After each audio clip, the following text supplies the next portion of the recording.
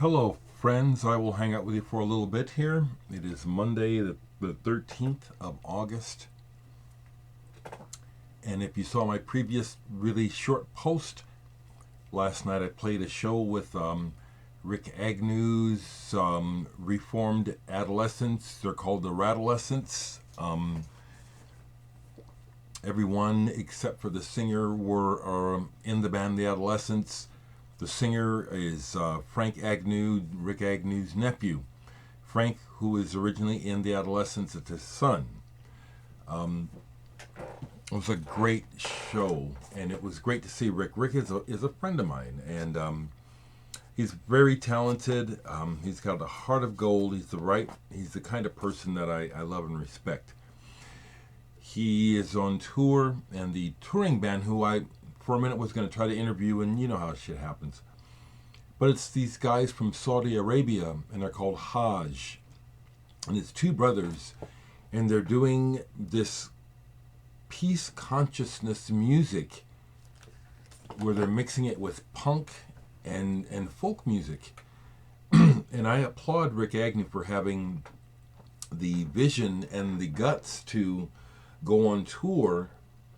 I also told the brothers from Hajj, they used to have a band called Klepto. I said, what you're doing is kind of is a little scary, isn't it? They said, yeah, it's dangerous, to be so upfront about who they are, where they're from, with all the madness regarding ethnicity, and with such a positive, loving message in your face. It was a great time last night. I did pick up one piece of vinyl, a new split single between the Rick Agnew Band and Symbol 6. This is pretty decent, but what I have to say about my love of Rick is I love who he is more than I spend a lot of time listening to him, okay? I just have a lot of respect for Rick. He's someone who ended up in the gutter and pulled himself back out. And he's got a heart of gold. He's a real decent human being. I'd vote for him. No, I'm being facetious. What I'm saying is he's the kind of person that I would want to be around, as opposed to the power mad politicians, and they're all really some really suck ass people. They are. I have some reviews that I need to catch up on, but I'm not going to do it today because I haven't been listening, and I want to be real straight with John. John, I'm listened a little bit to this one, but what I discovered, or what I realized, is you've really sent me a fair amount of your music. And when I listened to the parts of the Le Restes, which is it's supposed to be just stuff, leftover stuff. As much as I liked it, it told me, okay, I need to go back and give a decent listen to Third of Never. And you've sent me several. So I need to go back and listen properly again to put into context what what's going on with you, because I'll speak this much about the this CD you sent here. It's the John Dawson Les Restes.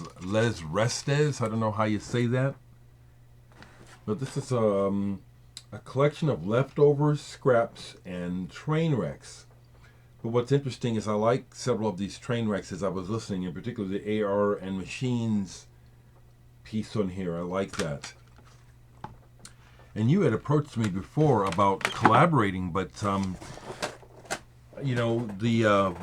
for me, the timing and the vibes just weren't. I wasn't there. So I'll be listening and reviewing soon, John. Thank you. The same with you, Greg, if you're watching. Greg Siegel sent me his latest CD, 33. I've only touched on it because, again, you guys got to let me be honest, and because it's no good to kiss butt, okay? The way the very first thing on this starts off like it's searching, okay? and I waited and listened, and it continued to search. I went to the next track, and nothing happened just yet, so I took it off. Okay, so I have to come back to it. I know this is your 33rd release. I have more of your music. I know you're good. Greg is good. I have to come back to this so I can hear it right, okay? And I listened to more of Double Thud since I last spoke to you. And I'll say this about Double Thud, and it's slightly egotistical. I'm looking forward to the collaboration that I did with Bret Hart coming out. Yeah, he does a lot of collaborating. Some of the things on here are interesting. Other things kind of meander to me on the first listen. It's the kind of stuff that you have, for me, I have to enter their world. Some music, it's in. If you're going to get it, you have to try to get to where the person is coming from, and I think that's what's happening with some of Bret's music. So I recommend it, and I know it's good, but it's like entering an area, and you have to get yourself oriented. Some records that have been played, not a lot, because I've been real busy. I have another show tonight. I have a show tonight, Thursday, Friday this week, and I played Saturday and Sunday. So I played Saturday, Sunday, I play again tonight, a couple nights off, then again Thursday and Friday. I love it. So I'm busy. Plus I've been doing some bass work. I'll talk about that when I can, but I'm doing some bass work with someone I'm really, really happy. It's a bucket lister for me. I'm going to be on his next record. I love it. You can probably guess. It's, the guys that I'm talking about. I love their music so much. But I played side 2 of this. I just got a hankering to hear Gut Feeling and Come Back Johnny. What a great album. I got the see Devo on my birthday in 1979, and it was unforgettable. It was in the early days. This was out. They weren't a household name yet, and they scared a lot of Omahans. It was amazing. They were so intense, and on the money. De-evolution. It's true, we are devolving, not evolving. It was time for some more Bowie, so I listened to parts of Lodger and Scary Monsters. The songs that I had in my head that I really needed to hear was Scream Like a Baby. That came up in my head, and I said, man, I really want to hear that song. And then the song Teenage Wildlife. Again, people, I don't mind if somebody thinks negatively of me because I don't pay attention to the lyrics. I still don't know what those songs were about. I love the music and David's voice. Along those lines, I pulled this because this is considered one of his worst albums, Never Let Me Down. And I don't like it any more than I ever did, but it's okay.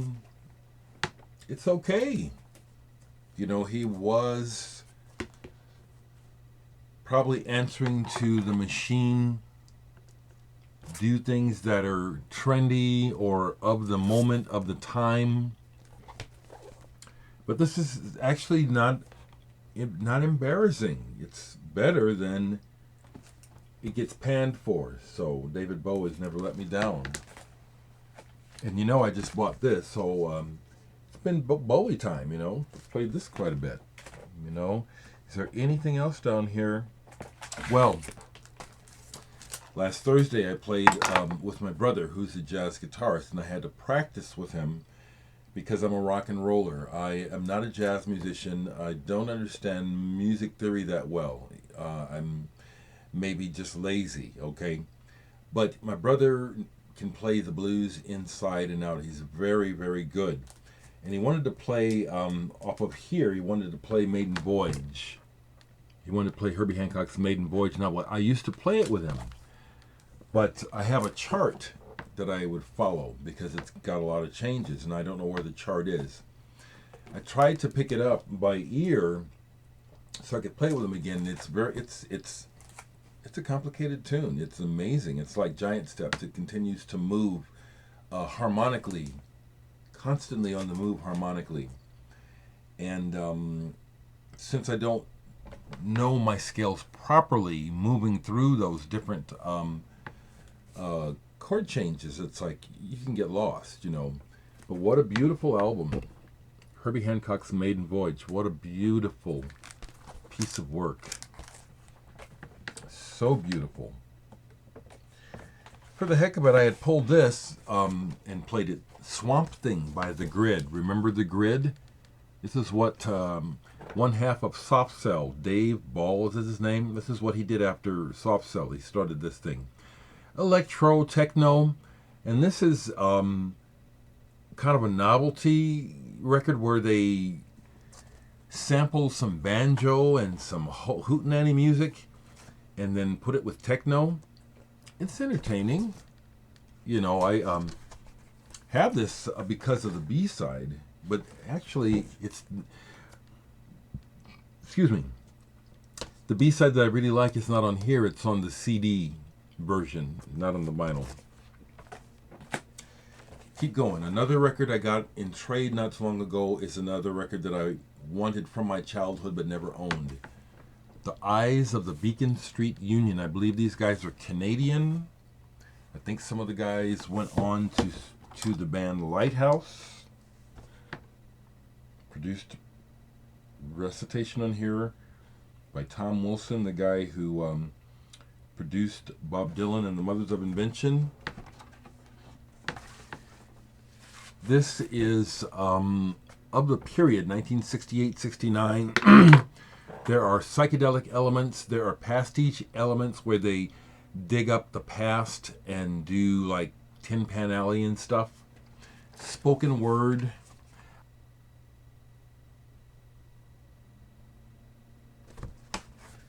Yeah, this is good. I like this a lot. Beacon Street Union. Along those lines, another, this is electronic techno. Dave Ellesmere. Angry Young Computer. Records like this are records that I have picked up long after they were released, and I get them in clearance and stuff. And this kind of stuff is what I like to listen to when it's this is good. It's very repetitive and loopy, but there's this nice melodic thing going on. I like music like this kind of as background music when I'm working on stuff, working on art. Dave Ellesmere. Early 2000s, I think, is when this came out. Don't know anything about this person. I like this, though. I like this. Anything else I haven't talked about? Yeah, here's one where this goes back to... I have to look at these. I have so many records, and there's been so much time has passed. But I've had this record for 20, 30 years. It probably... shortly after it came out. Charles de Gaulle. Anybody know that name? Charles de Gaulle.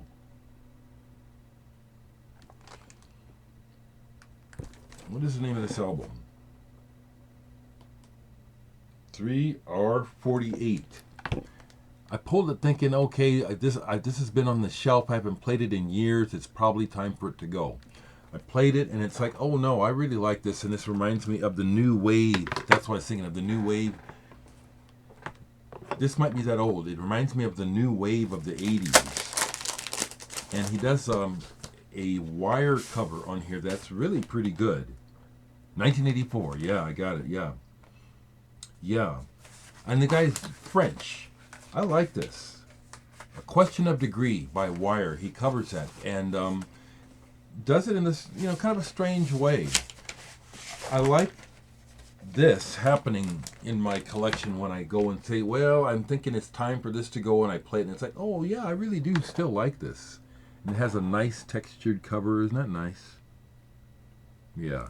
Charles de Gaulle, another one from my trades. One of those kitschy Moog records when the synthesizer was all the rage, and you know how the cash in, everything is about cashing in America and the world, So this came out, the Moog Groove, and it's done by let's see, there were some names on here. I'm sorry, my Michael Tegza on drums from H.P. Lovecraft is on here, of all people, okay? And this isn't bad. Some of this is kind of cheesy, but actually, mostly it's pretty good. Aquarius, Penny Lane by the Beatles on here is pretty cool, okay? On the Limelight label, Mercury Records out of Chicago, this was their cool electronic and avant-garde label, and a nice design too. Stuff on the Limelight label, if you see it and are into this stuff, is well worth having. 50-Foot Hose, an electronic band that was way ahead of their time. Their album came out on Limelight. That's some stuff that's sitting out. And everything else I have shown here. I put a lot of records away, etc. I think I'll leave off positively, but again, saying that I clearly see that we all live in the mind, and I am not going to allow anyone to come along and tell me their version of what they see is the one I'm supposed to see. I know better. And people who come along and stupidly tell you that they think they know what you're supposed to do and think they're clueless. They're clueless. Nobody knows. We're all trying to figure it out as we go. So when I make comments about politics that people don't like, and they write comments that I delete because they're unwise, that's where it's coming from. We live in the mind. No one here knows anything more than I do. You don't. You have your version. I have my version. I'm living my version. I share it with you. But many people just assume that what they're experiencing is what reality is. Who knows? Who knows? So be nice to yourself. Be nice to others. Find a reason to be loving and accepting of yourself and others, and put that message out. Put that energy out. To me, success is not material stuff. It's not this. It's this. It's love is the goal. That's my quote for the day on Facebook. It's how we get along and how we are regarded by ourselves and by others around us. That's what real success is. You can't buy it. It's something that you have to do. And you either do it right or you fuck up.